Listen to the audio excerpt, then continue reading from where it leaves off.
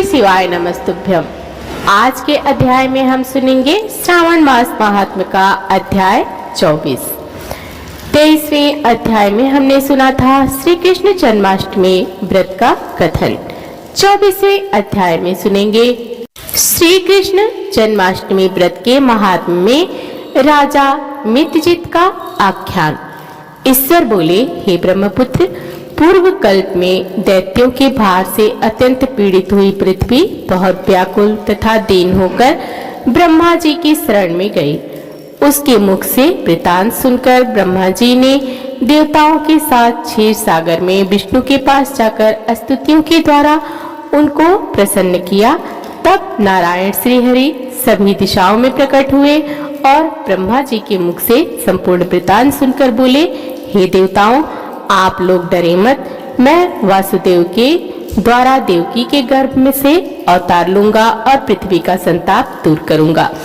सभी देवता लोग यादवों का रूप धारण करें, ऐसा कहकर भगवान अंतर्ध्यान हो गए। समय आने पर वह देवकी के गर्भ से उत्पन्न हुए।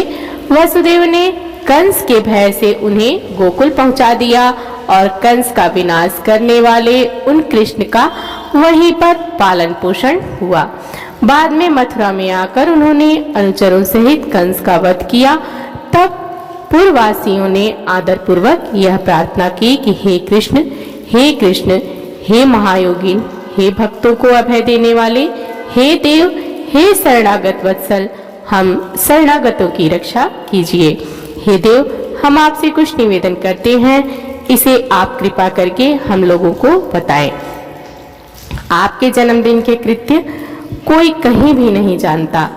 वह सब आपसे जानकर हम सभी लोग उस जन्मदिन पर वर्धापन नामक उत्सव मनाएंगे।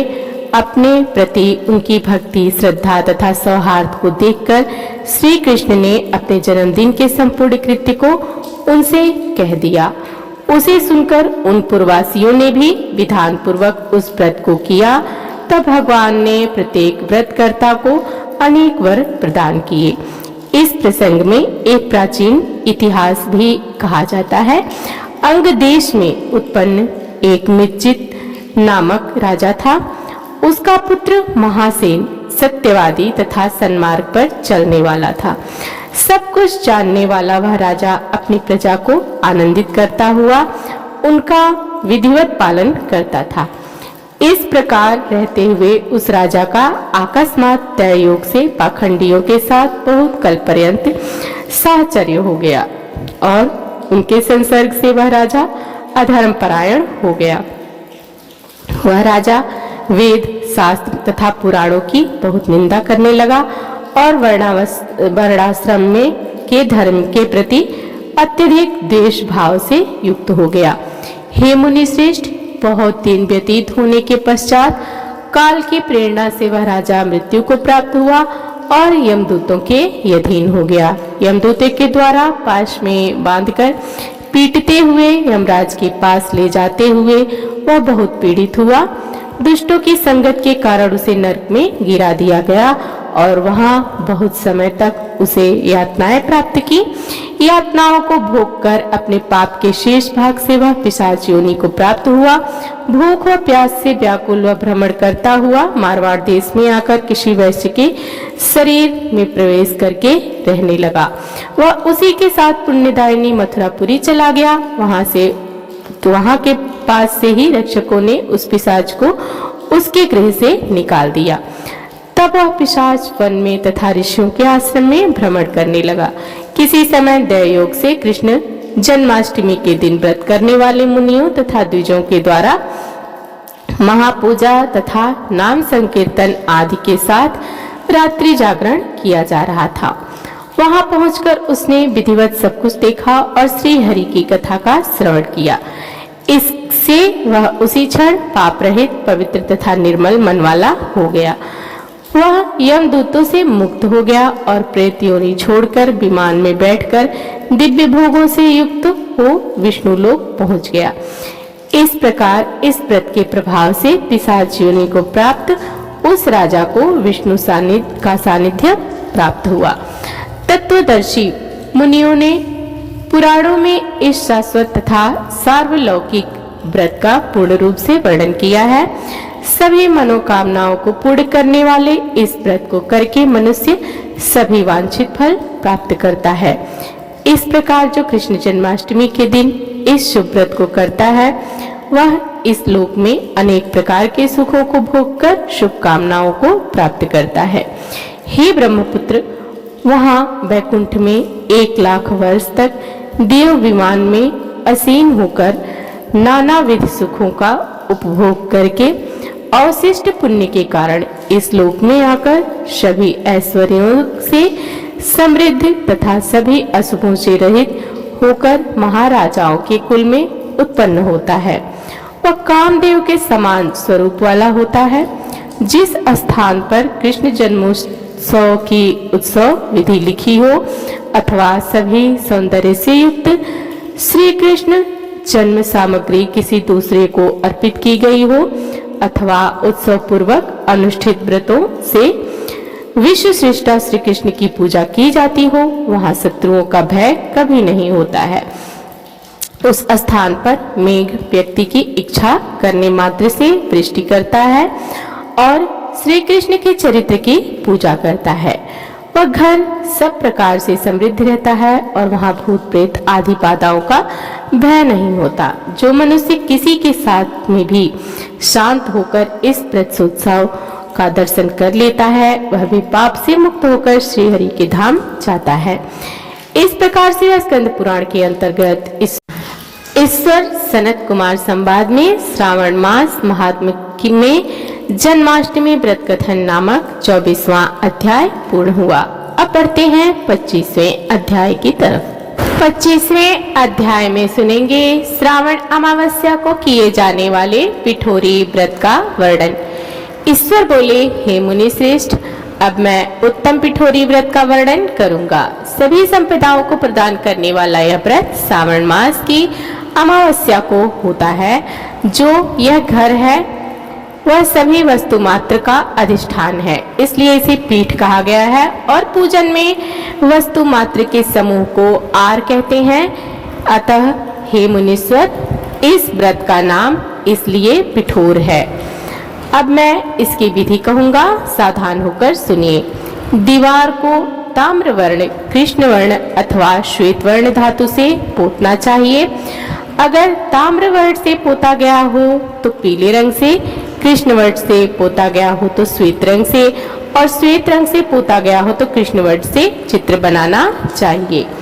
अथवा श्वेत पीत से, लाल से, काले या हरे वर्ण से चित्र बनाएं।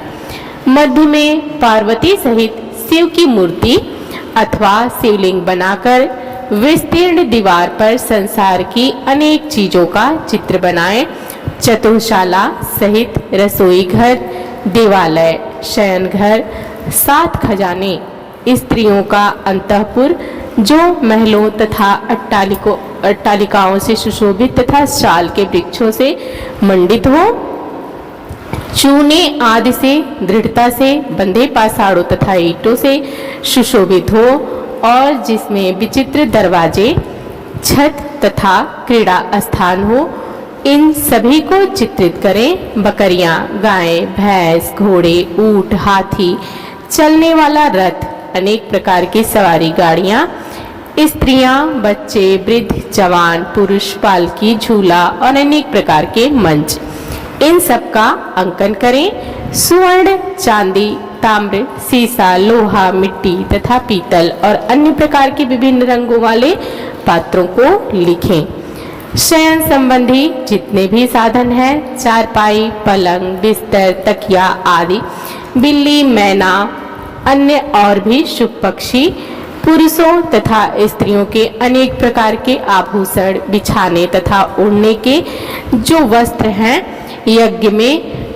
यज्ञ के जितने भी पात्र होते हैं, मंथन के लिए 2 स्तंभ व 3 रस्सियां, दूध, मक्खन, दही, तकर, छाछ, घी, तेल, तिल, इन सभी को दीवारों पर लिखें। गेहूं, चावल, अरहर, जौ, मक्का, वार्तानल, एक प्रकार का अन्न होता है। चना, मसूर, कुल्थी, मूंग, कांगने, तिल, कोदो, तकादसी नामक अन्न, सावा, चावल, उड़द, ये सभी धान्य वर्ग भी अंकित करें। सील, लोढ़ा, चूल्हा, झाड़ू, पुरुषों व स्त्रियों के सभी वस्त्र, बांस तथा तृण के बने हुए सूप आदि, ओखली, मूसल, गेहूं आदि पीसने तथा अरहर आदि दलने के लिए 2 यंत्र, चाकी तथा दराइता, पंखा, चंवर, छत्र, जूता, 2 खड़ाऊ, दासी, दास, नौकर, पोष्य वर्ग, तृण आदि पशुओं का आहार, धनुष, बाण, शतघ्नी एक प्रकार का अस्त्र, खड्ग, भाला, बर्छी, ढाल, पाश, अंकुश, गदा, त्रिशूल, भिंडी, पाल, तोमर, मुदगर, फरसा, पट्टिश, भुषुंडी, परिघ, चक्र यंत्र आदि जल यंत्र, दवात, लेखनी, पुस्तक, सभी प्रकार के फल, छुरी, कैंची, अनेक प्रकार के पुष्प, बिल्वपत्र, तुलसी दल, मशाल, दीपक तथा दीवट आदि उनके साधन, अनेक बिगखाने, योग, शाक तथा पकवानों के जितने भी प्रकार हैं उन सभी को लिखना है। जो वस्तुएं यहाँ नहीं बताई गई हैं उन सबको भी दीवार पर लिखना है, क्योंकि यहाँ पर सभी कुछ लिखना संभव नहीं है, क्योंकि एक एक पदार्थ के सैकड़ों तथा हजारों भेद हैं और मैं कितना कह सकता हूँ। 16 उपचारों से इन सभी का पूजन होना चाहिए। पूजन में अनेक प्रकार के गंध, द्रव्य, पुष्प, धूप तथा चंदन अर्पित करें। ब्राह्मणों, बालकों तथा सौभाग्यवती स्त्रियों को भोजन कराएं। इसके बाद पार्वती सहित शिव से प्रार्थना करें कि मेरा व्रत संपूर्ण हो। हे सांब शिव, हे दया सागर, हे गिरीश, हे चंद्रशेखर, इस व्रत से प्रसन्न होकर आप हमारे मनोरथ पूर्ण करें।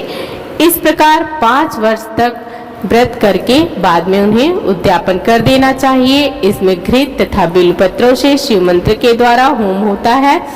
एक दिन अधिवासन करके सर्वप्रथम ग्रह होम करना चाहिए।